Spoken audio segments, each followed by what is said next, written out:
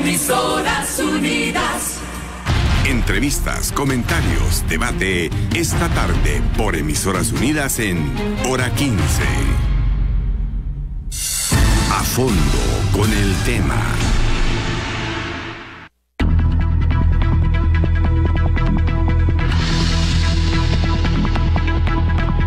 El mundo celebró por primera vez el Día de la Tierra el 22 de abril de 1970.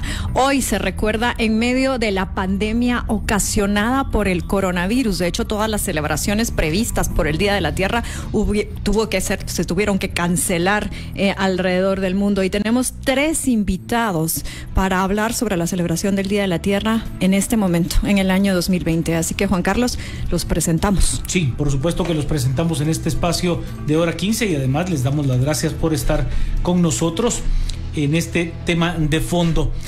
Primero, al licenciado Marco Vinicio Cerezo Blandón, director general de Fundaeco, a Daniel Gallego, experto ecuatoriano y quien dirige la Unión Europea en el proyecto Euroclima, y a Estefano Gato, embajador de la Unión Europea en Guatemala. A los 3, muchísimas gracias.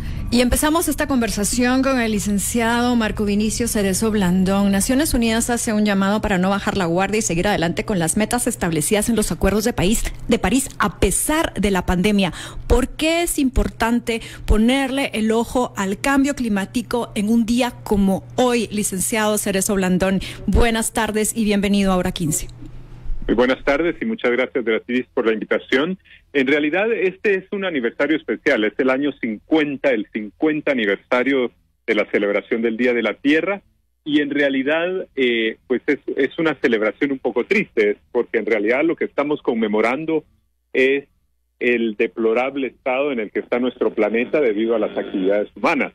De hecho, si tomamos el daño que se le ha hecho a la naturaleza desde 1700 hasta la fecha, en los últimos 300 años, la mitad de ese daño se lo hemos hecho a la Tierra en los últimos 50 años. Es decir, que los ambientalistas tenemos 50 años de estar siendo ignorados, de que no se le hace caso a las recomendaciones de política y de que en realidad, lejos de detener la destrucción ambiental, esta se ha venido acelerando. Y me parece que celebrar este 50 conmemoración del Día de la Tierra ahora en medio de la pandemia es muy simbólico, porque esta pandemia es el resultado de una zoonosis, es decir, de una enfermedad que se transmitió de un animal a los seres humanos debido al consumo de vida silvestre y debido al deplorable estado de sanidad de los mercados y de los lugares donde se procesan alimentos en algunos sitios del planeta. En otras palabras, estamos hablando de una relación directa entre degradación ambiental y pandemia de coronavirus, señor Cerezo Blandón. Así es, y estamos además en un contexto de incendios forestales en toda Mesoamérica. En Guatemala los hemos estado viendo, encerrados en nuestras casas viendo las noticias de incendios, así que hay una relación absolutamente directa entre pandemia del COVID-19 y destrucción de la naturaleza, destrucción del planeta a nivel global. Y me parece que este es un momento de reflexión, de introspección y de transformación, porque tenemos que pensar lo que le vamos a heredar a nuestros hijos y nuestros nietos. Licenciado Gallegos, en ese sentido, si es un tiempo de reflexión, ¿qué lecciones nos deja este periodo del COVID-19 para con nuestro planeta, para con la casa de todos? Buenas tardes. Buenas tardes, un saludo especial a toda la audiencia y a toda la mesa. Sí, efectivamente, es un día de reflexión, es una época de reflexión. Si bien los mayores temas que hoy nos preocupan en este entorno son el mismo tema sanitario, la situación económica de los hogares, de las empresas, uno de los que más se ha visto beneficiado en este sentido, si se quiere, en estos tiempos, es el medio ambiente, por la para obligatoria que hemos tenido. Tenemos reportes en Izabal, en el río Las Escobas, cómo está la calidad del agua que está produciendo, cómo en esta época que normalmente eran periodos de restricciones del agua, hay flujo normal del agua durante las 24 horas. De la misma manera, en la bahía, en Cuyamel, tenemos reportes de avistamientos de manatí que antes no se permitían por la sedimentación. Y evidentemente la calidad del aire que tenemos hoy en las ciudades que se han acogido a la cuarentena total. Recordemos que está comprobado que altas exposiciones o por periodos largos de exposiciones a grandes cantidades de CO2 en las ciudades provoca enfermedades respiratorias en adultos, que son hoy las que principalmente están afectadas por el COVID y que son los que están en más riesgo hoy. Ahora bien, estas consecuencias que estamos viendo en este momento, ¿se puede prever que sean para largo plazo, señor Gallegos, esta situación que usted nos está describiendo, o es simplemente temporal mientras dure la crisis? Es evidentemente temporal, es por el periodo de la crisis. Ya como le mencionaba el Vinicio anteriormente, todas estas políticas y todos estos esfuerzos que se han venido haciendo desde diversos sectores no han sido efectivos para lograr efectos contundentes en el cambio climático y en los esfuerzos que se están haciendo. Pero tenemos el optimismo que en la medida que pueda irse recuperando las actividades normales, nada volverá a ser igual. Creo que tendremos que prestarle mayor atención a las formas de consumo, a este modelo económico en el que estamos viviendo. Embajador Gatto, ¿hacia dónde caminar una vez se supere la crisis y si aprendemos las lecciones que esta pandemia nos está dejando? Buenas tardes. Buenas tardes a todos.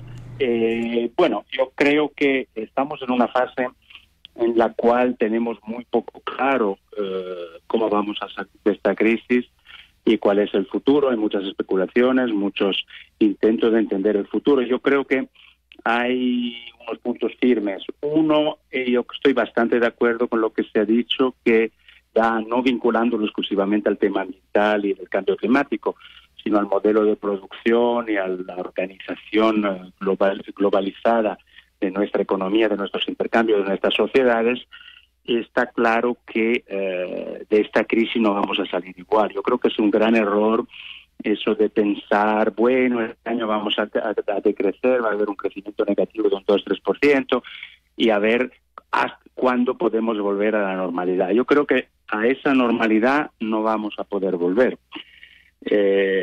No vamos a poder vivir exactamente de la misma forma, y no hablo solo de nuestra vida diaria, de los restaurantes o de los bares, cómo estén organizados y de cómo salir y las distancias, sino realmente de la organización de los intercambios y de la economía mundial.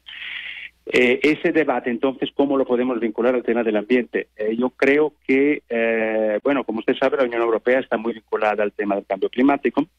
Y entonces algunos podrían pensar, no, bueno, cambio climático y coronavirus son dos cosas diferentes. Aparte del hecho de que hay bastantes indicadores de que el fenómeno de este virus puede tener que ver bastante con las condiciones climáticas y que podrían ser agravantes, además, aparte del contagio inicial que ya se ha mencionado, sino que zonas donde hay una gran concentración humana. Estamos hablando en un mundo urbanizado y estamos viendo que la epidemia está haciendo estragos en ciudades y regiones del mundo donde está muy concentrada la población y las actividades económicas, algunas de ellas muy productivas.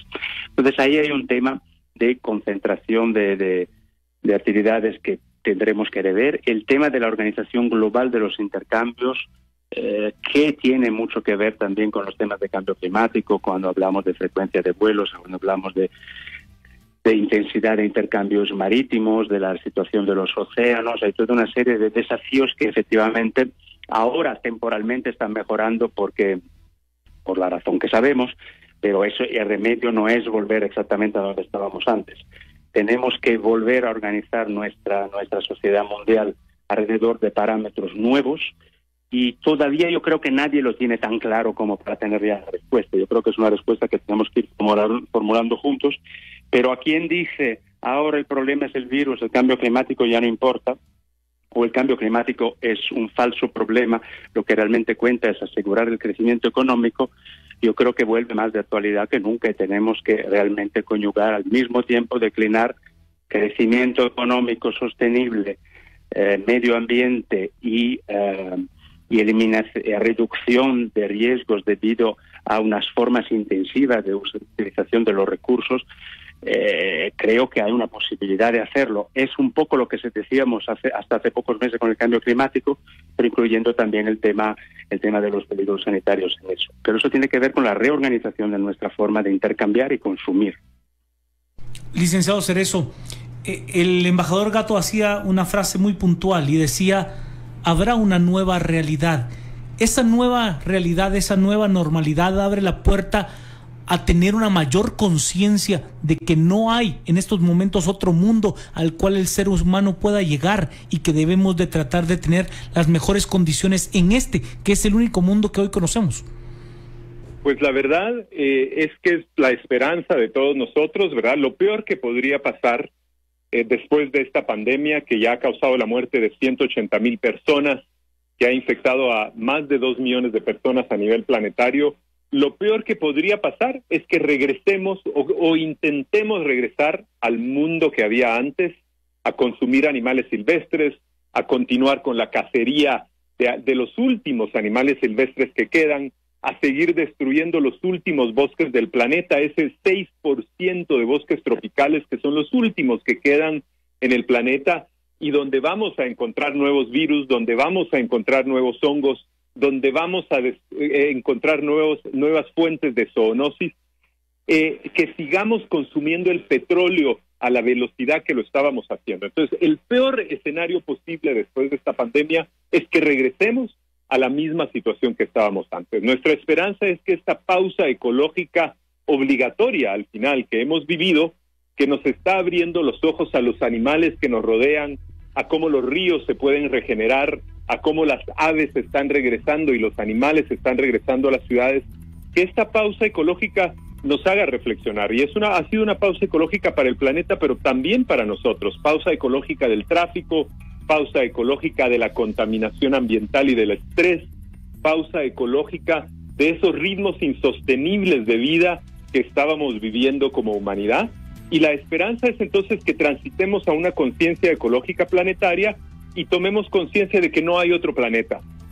Al ritmo que vamos, le vamos a heredar a nuestros hijos y nuestros nietos un planeta completamente deteriorado, en pleno cambio climático catastrófico, con temperaturas de 50 grados en algunas ciudades que van a hacer invivible ciertas regiones del planeta, con incendios forestales crónicos como lo que vimos en Australia, con enorme escasez de agua y con pandemias ocasionadas no solo por la zoonosis, sino también por la resistencia bacteriana, la resistencia microbiana a los antibióticos y de los hongos y de las bacterias que estamos viendo por causa de la contaminación. Entonces, realmente es un momento para señalar la gravedad de la crisis y para llamar a una conciencia planetaria. Yo lo que invitaría a las personas es a decir cómo podemos prolongar esa pausa ecológica, cómo podemos cambiar nuestros hábitos personales de vida para encauzar una civilización ecológica, una civilización que respete la naturaleza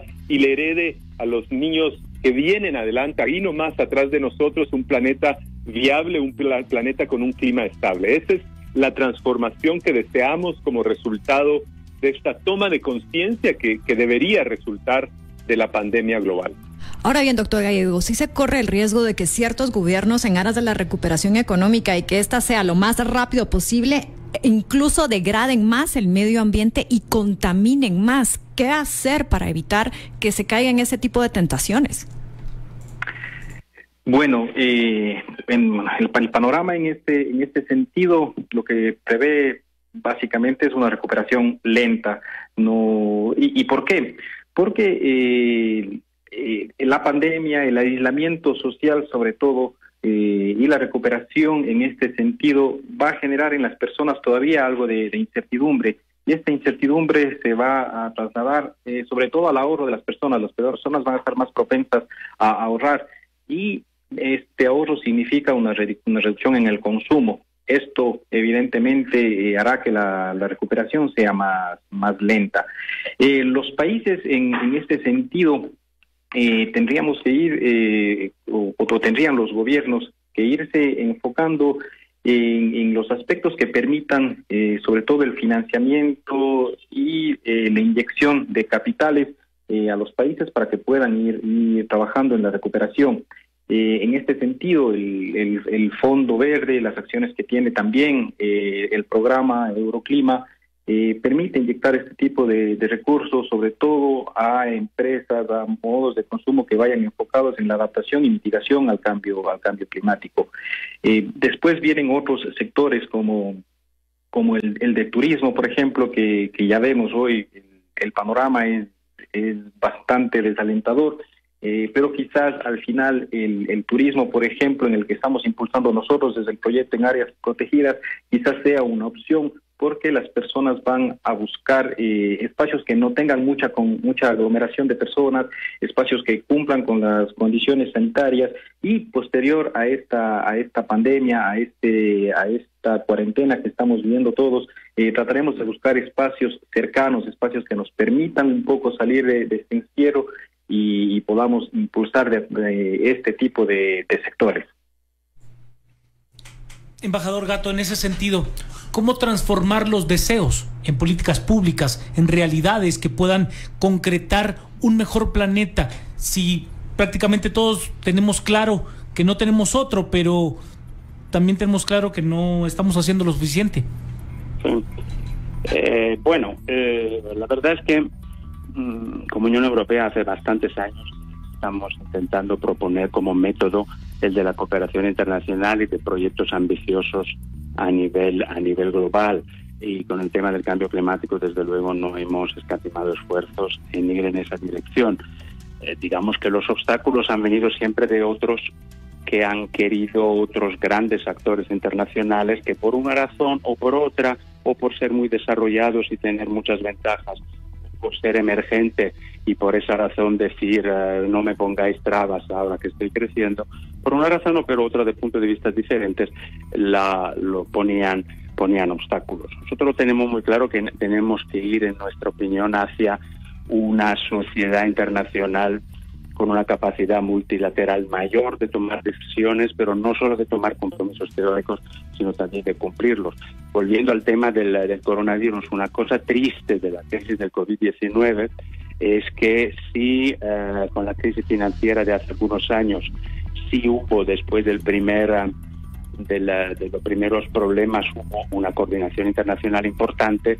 Ahora mismo no estamos viendo dado que el panorama internacional ha cambiado mucho en términos de consenso internacional, y hay grandes actores que abogan para que no haya consenso internacional, pues está claro que soluciones compartidas son más necesarias que nunca y se alejan más que nunca por esa absurda idea de que los países aisladamente puedan encontrar su propia solución. Yo creo que el COVID nos ha puesto ante una evidencia. No existe una receta nacional para derrotar al COVID. Existen pequeñas diferencias, pero existen sobre todo respuestas comunes, y los mecanismos internacionales tienen que funcionar mejor. Entonces yo creo que la forma de transformar los deseos en políticas públicas fuertes es, primero, decidir que esto es un tema que en Guatemala es bastante clave, decidir que necesitamos políticas, que se necesitan políticas públicas. Aquí estamos en un país donde hay algunos que piensan que la política pública no es necesaria o que es algo que estorba. En realidad esa visión ya no tiene ninguna vigencia. La política pública son necesarias, necesitan ser fuertes, necesitan ser alimentadas en experiencias internacionales y en consensos internacionales.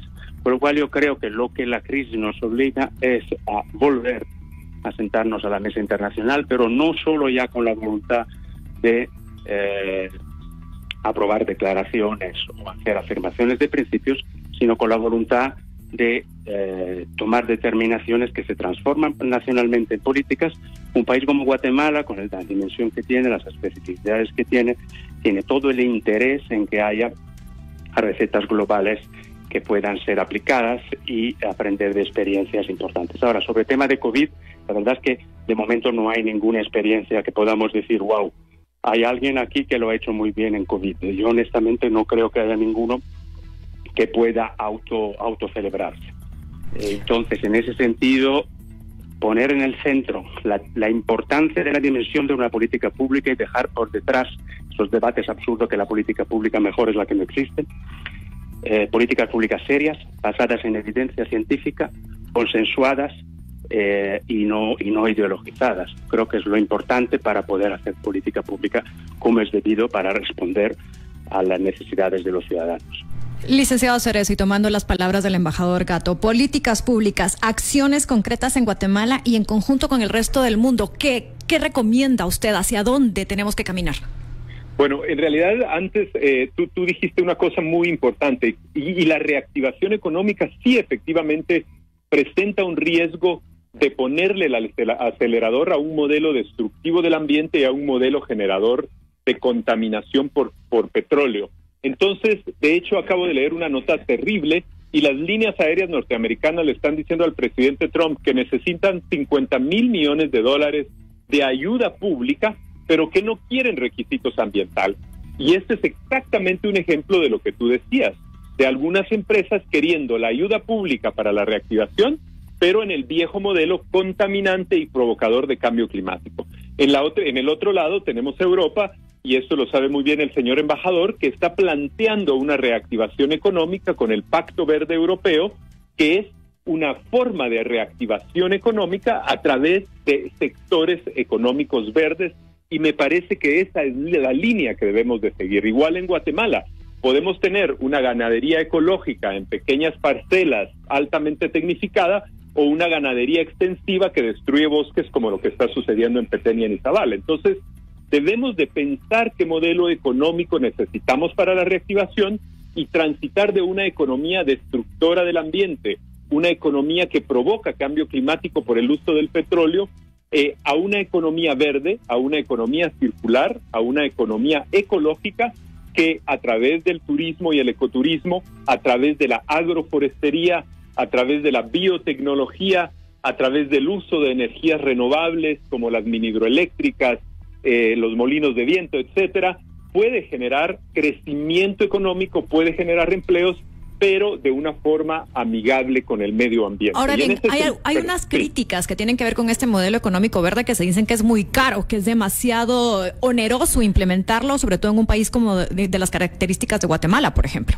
En realidad eso es una gran mentira, porque de hecho en Guatemala todavía estamos a tiempo de conservar los bosques que quedan, y es mucho más barato preservar las riquezas naturales que tenemos y construir un modelo de economía verde que transitar por ese modelo de contaminante que es el que se vivió en otras partes del mundo. De hecho, hoy en día la energía renovable, las tecnologías de producción de energía eléctrica renovable ya tienen el mismo costo e incluso son más baratas que el petróleo, y sobre todo porque el petróleo no refleja su verdadero valor. Y en ese sentido yo hago una propuesta atrevida quizás, pero este es el momento para imponer un impuesto al carbono, este es el momento para poner un impuesto al petróleo que refleje el verdadero costo que tiene el uso del petróleo provocando el cambio climático. Entonces, en Guatemala podemos generar ingresos a través de la venta de créditos de carbono, podemos generar ingresos a través de un turismo verde,